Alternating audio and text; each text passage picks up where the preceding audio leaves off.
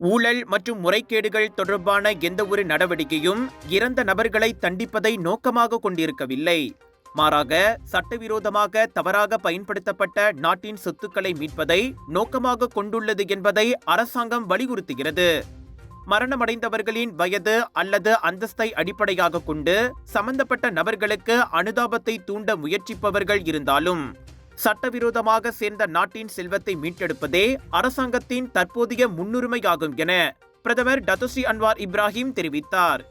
தெளிவான, நியாயமின்றி அளவுக்கு அதிகமான செல்வத்தை குவித்ததாக குற்றம் சாட்டப்பட்ட சில நபர்களை பாதுகாக்க அதிக விருப்பம் கொண்டதாக கருதப்பட்ட எதிர்க்கட்சியின் செயல்களையும் அன்வார் விமர்சித்தார். பில்லியன் கணக்கான செல்வத்தை குவித்தவர்களை பாதுகாப்பதற்கு எதிர்க்கட்சிகள் நாடாளுமன்றத்தை பயன்படுத்துகின்றன என்றும் அவர் குற்றம் சாட்டினார். இறந்தவர்களை தண்டிக்க நாங்கள் விரும்பவில்லை. சட்டவிரோதமாக எடுத்து சென்ற பணத்தை நாங்கள் திரும்ப பெற விரும்புகிறோம் என இன்று புத்ராஜயாவில் நிதி அமைச்சின் மாதாந்திர கூட்டத்தில் உரையாற்றிய போது அன்வார் வலியுறுத்தினார். இதனிடையே பத்துபுத்தி பிரச்சனையில் தனது குற்றத்தை நிரூபிக்க நீதிமன்றத்தில் அரசாங்கம் வழக்கு தொடர வேண்டும் என்று முன்னாள் பிரதமர் Tun doctor Mahathir Muhammad விடுத்திருந்த அழைப்பையும் Anwar நிராகரித்தார்.